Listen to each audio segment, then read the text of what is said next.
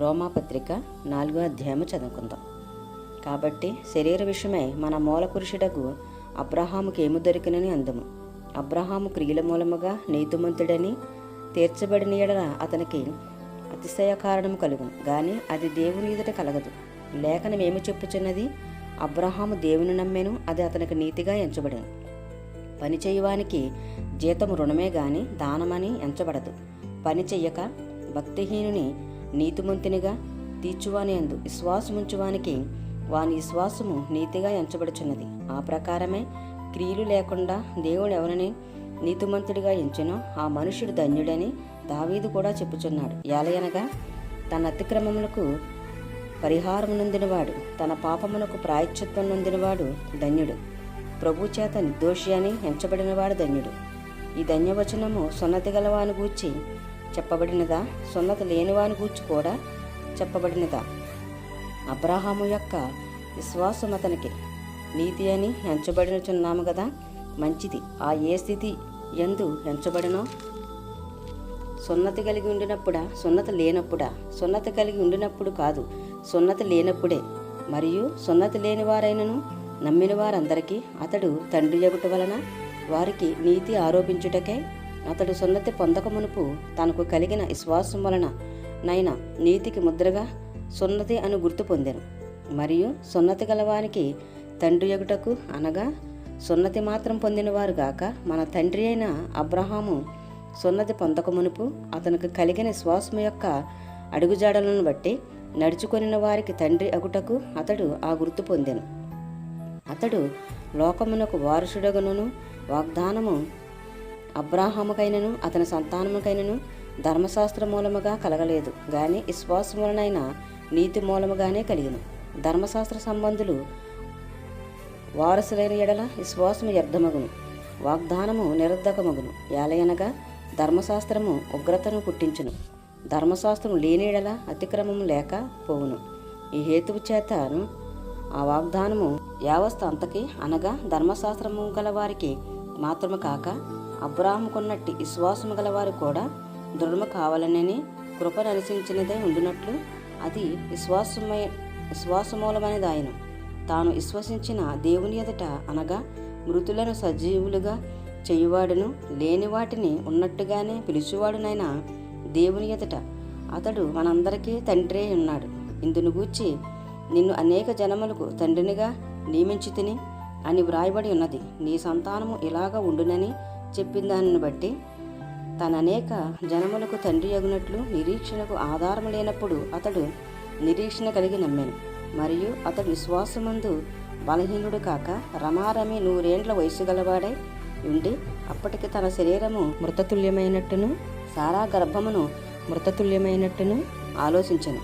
గాని అవిశ్వాసం వలన దేవుని వాగ్దానమును గూర్చి సందేహింపక దేవుని మహింపరిచి ఆయన వాగ్దానం చేసిన దానిని నెరవేర్చుటకు సమర్థుడని రూఢిగా విశ్వసించి విశ్వాసం వలన బలము నొందెను. అందుచేత అది అతనికి నీతిగా ఎంచబడెను. అది అతనికి ఎంచబడెనని అతని నిమిత్తము మాత్రమే కాదు గాని మన ప్రభువైన యేసు మృతులలో నుండి లేపిన వాని యందు విశ్వాసముంచిన మనకును ఎంచబడినని మన నిమిత్తము కూడా వ్రాయబడెను. ఆయన మన అపరాధముల నిమిత్తము అప్పగింపబడి మనము నీతిమంతులుగా తీర్చబడుటకే లేపబడెను.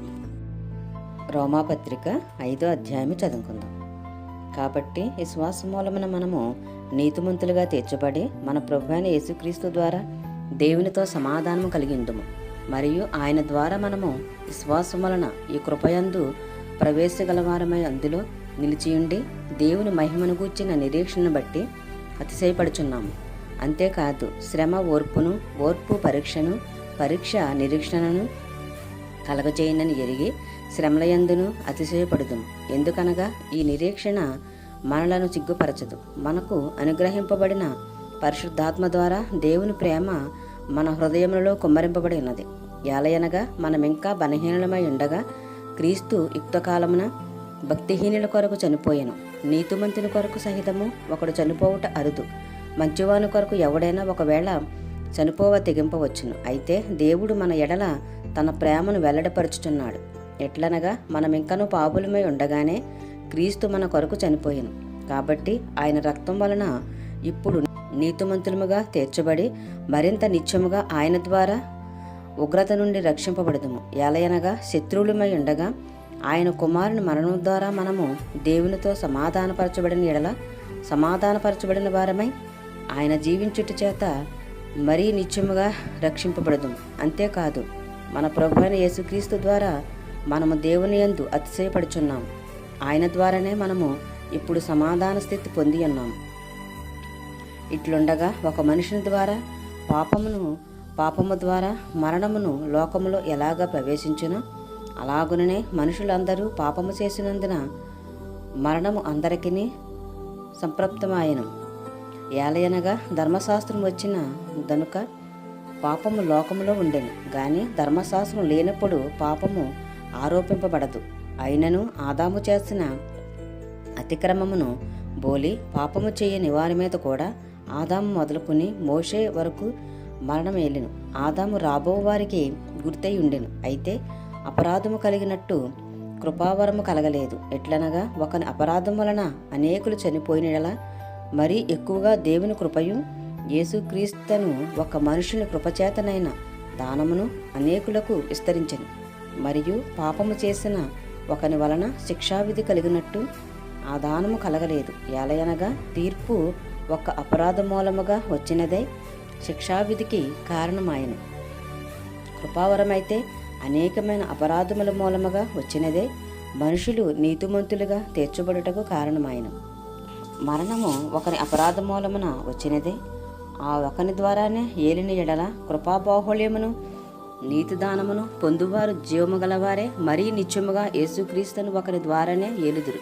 కాబట్టి తీర్పు ఒక అపరాధ మూలమున వచ్చినదై మనుషులందరికీ శిక్షావిధి కలుగుటకు ఎలాగో కారణమాయనో అలాగే ఒక్క పుణ్యకార్యం వలన కృపాదానము మనుషులందరికీ జీవప్రదమైన నీతి విధింపబడుటకు కారణమాయను. ఎలయనగా ఒక మనిషిని అవిధేయత వలన అనేకులు పాపులుగా ఎలాగో చేయబడురో అలాగే ఒకని విధేయత వలన అనేకులు నీతిమంతులుగా చేయబడుదురు. మరియు అపరాధము విస్తరించినట్లు ధర్మశాస్త్రము ప్రవేశించెను. అయినను పాపము మరణమును ఆధారము చేసుకుని ఎలాగో ఏలినో అలాగే నిత్యజీవము కలుగుటకై నీతి ద్వారా కృపయు మన ప్రభువైన యేసుక్రీస్తు మూలముగా ఏలు నిమిత్తము పాపం ఎక్కడ విస్తరించెనో అక్కడ కృప అపరిమితముగా విస్తరించెను.